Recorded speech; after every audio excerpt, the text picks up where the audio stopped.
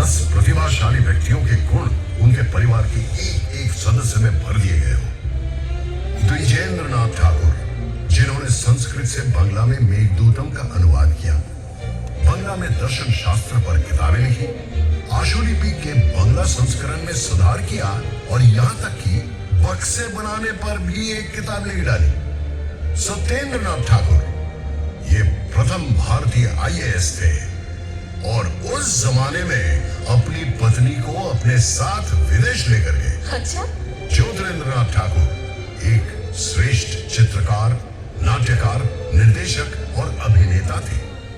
देवेंद्र नाथ ठाकुर ने तो सिर्फ 3 घंटों में डिक्टेशन देकर ब्रह्म धर्म पर पूरी किताब ही लिख डाली। गगनेंद्र नाथ ठाकुर एक असाधारण चित्रकार थे। वो कार्टून बनाने के साथ साथ क्यूबिस्ट पेंटिंग भी बनाते रहे। क्या बात है। और अवनींद्र नाथ के चित्र और कहानियां दोनों ही बंगाली संस्कृति का खजाना माने जाते हैं।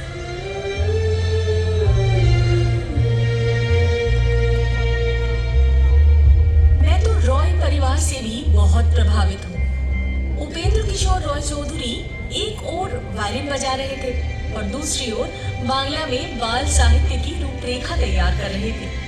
उन्होंने बच्चों के लिए एक पत्रिका प्रकाशित की और उनके आविष्कार ने हाफ टोन प्रिंटिंग में क्रांति ला दी। उनके बेटे सुकुमार राय ने अपने हास्य छंद और गद्य से सभी को चौंका दिया। उनके नॉनसेंस क्लब की बैठकों में प्लेटो से लेकर तुर्गनेव तक सभी पर गंभीर चर्चा होती थी। मुझे तो ऐसा लगता है कि हर सुबह पूर्व और पश्चिम दुनिया की सारी बेहतरीन चीजों को एक गिलास में घोलकर पी जाते थे। सिंथेसिस करने की ये क्षमता तो हमारे अंदर हमेशा से रही है ना। 1835 में पश्चिमी चिकित्सा विज्ञान से स्थानीय लोगों को शिक्षित करने के लिए मेडिकल कॉलेज की स्थापना की गई।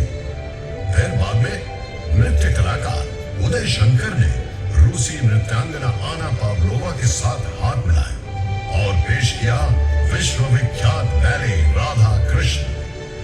1955 में सुकुमार राय के बेटे सत्यजीत राय ने अकेले ही अपनी पौधे पांचाली के जरिए भारतीय सिनेमा में न्यू वेव शैली की शुरुआत की।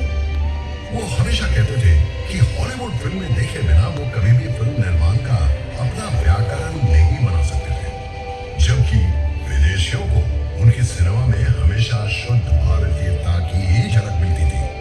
ग्रहण करना, आत्मसात करना और अवशोषित करने की ये क्षमता तो मेरी रग रग में दौड़ती है।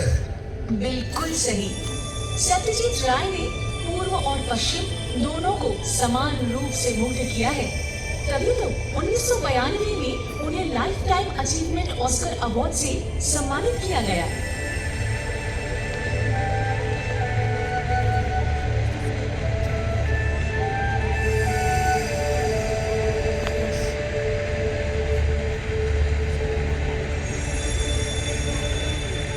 वही क्यों, उसी वर्ष की शुरुआत में शुभ्रतो मित्रों को भी सिनेमाटोग्राफी में उत्कृष्टता के लिए Eastman कोडाक life time achievement award से सराहा गया था। कितनी अजीब बात है ना। शुभ्रतो मित्र सत्यजीत राय की शुरुआती फिल्मों में कैमरामैन हुआ करते थे।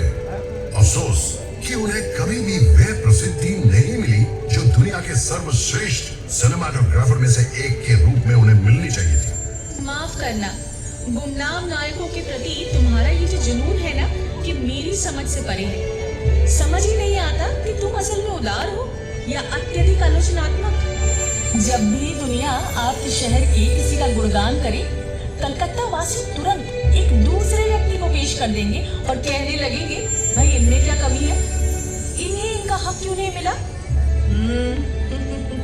क्यों नहीं, कलकत्ता के लोग विजेताओं को लेकर जश्न मनाना भी जानते हैं और साथ साथ जो लोग पीछे छूट गए हैं उनका सम्मान करना भी। हम उन लोगों की उपेक्षा नहीं करते जिन्होंने पुरस्कार नहीं जीता, जो बिना प्रसिद्धि के ही चले गए, क्योंकि हम जानते हैं कि किसी कलाकार या विचारक का मूल्यांकन कैसे किया जाता है, ये देखकर कि उन्होंने कितना पुरस्कार एकत्रित किया है, ना कि ये समझकर कि उन्होंने कितना सोना बटोरा है। इसीलिए जब तक रविंद्रनाथ याद रहेंगे तब तक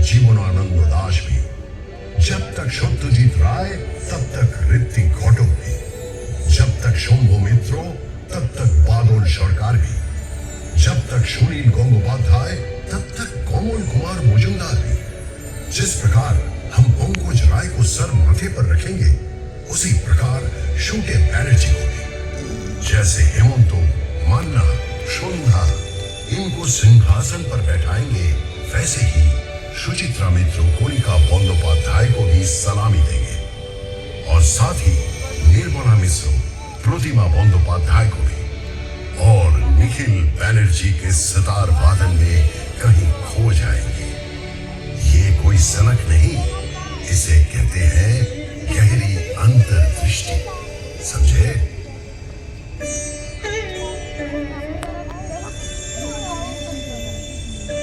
समझे, लेकिन कृपया आप मुझे ये बताइए कि ये केवल जाने माने लोगों पर ही क्यों लागू होता है? ये सोच 1947 में विभाजन के बाद आए शरणार्थियों पर क्यों नहीं लागू हुई? वो भी तो हारे हुए थे, उनके प्रति इतना तिरस्कार क्यों, इतनी उपेक्षा क्यों? ये तो बहुत पुरानी बातें हैं, और मैं इस बात से इनकार नहीं कर रहा हूं कि प्रवासियों और निवासियों यानी कि बांगाल और घोटी के बीच का झगड़ा कुछ कड़वा रहा है, खासकर फुटबॉल के मैदान पर और खाने की मेज पर। लेकिन इसमें कोई शक नहीं कि घोटी बांगाल दोनों अब पूरी तरह से मिलजुल कर एक हो गए हैं। इसमें भी कोई शक नहीं कि वामपंथी राजनीति उस समय काफी हद तक मेरे डीएनए का अभिन्न अंग बन गई थी, क्योंकि इसने शरणार्थियों को वो सम्मान दिया जिसके वे हकदार थे। रोटी, कपड़ा और आश्रय के लिए उनके संघर्ष में उनका साथ दिया। 1971 में बांग्लादेश मुक्ति संग्राम के दौरान फिर से शरणार्थी आए, वे अब भी आते रहते हैं। कलकत्ता कभी किसी को वापस नहीं लौटाता। सो तो है ही, और साथ में उन सबको कबाब और बिरयानी भी जरूर चखाता है। कलकत्ता अगर एक और पराजित व्यक्ति को शरण नहीं दी होती तो शायद ये बिरयानी भी यहाँ नहीं मिलती।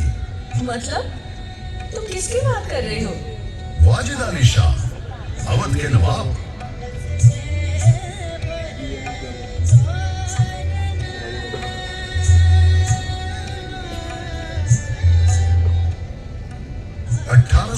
में अंग्रेजों ने बिना किसी लड़ाई के उन्हें गद्दी से हटाकर निर्वासित कर दिया कलकत्ता में।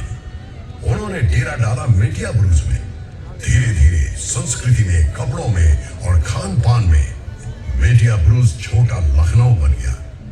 इस प्रक्रिया में स्थानीय संगीत और नृत्य भी प्रभावित हुए, लेकिन उससे कई गुना ज्यादा प्रभावित हुए कलकत्ता वालों का खाने का स्वाद और खाना पकाने के बर्तन आदि।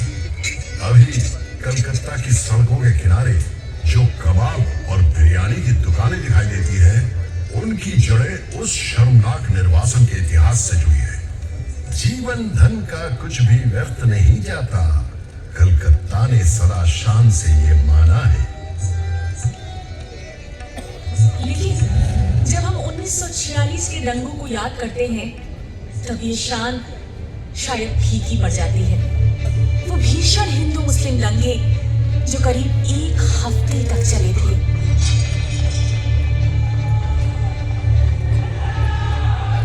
वाकई शर्म से सिर झुक जाता है। पर हाँ, साथ ही हमें ये भी भूलना नहीं चाहिए कि कई हिंदू परिवारों ने उस समय मुसलमानों को आश्रय दिया था और कई मुसलमानों ने अपने हिंदू मित्रों की जान बचाई थी। कलकत्ता हमेशा उसी जज्बे को संजोकर आगे बढ़ता रहा है।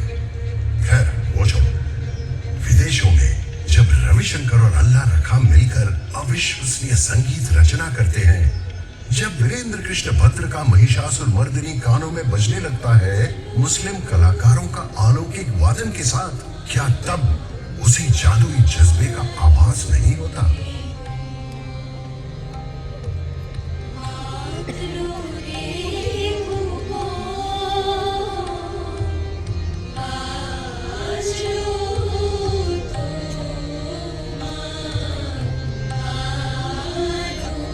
बिल्कुल मेरे दोस्त, सही कहा तुमने। और इसी बात से जादूगर पीसी सरकार को लेकर एक वाकया याद आ गया। एक बार उनका मैजिक शो देखने सब लोग इकट्ठे हो चुके थे। निर्धारित समय के बाद 10 मिनट बीत चुके थे, लेकिन जादूगर साहब का कोई अता पता नहीं। सब लोग बेचैन हो रहे थे। अचानक सबको एक आवाज सुनाई देती है, Here I am। सब लोग आश्चर्यचकित होकर देखते हैं तो वो मंच पर खड़े हैं और कह रहे हैं कि मैं तो सही समय पर ही पहुंचा हूँ। आप लोग अपनी अपनी घड़ी जरा देखिए। हैरान होकर सब लोग जब घड़ी की तरफ देखते हैं तो वाकई में उनकी घड़ियां 10 मिनट पीछे चली गई थी। कुछ भी नहीं बदला है और तुम भी उनके ही जैसे हो, सामूहिक सम्मोहन के उस्ताद। घड़ी के सुर और इतिहास के पन्नों के बीच से गुजरते आगे बढ़ते जा रहे हो। कभी लोग तुम्हारी पूजा करते हैं तो कभी तुम पर व्यंग कसते हैं, पर इन सब के बीच तुम अपनी झिलमिलाती मुस्कान को बरकरार रखते हुए घोषणा करते हो, Here I am।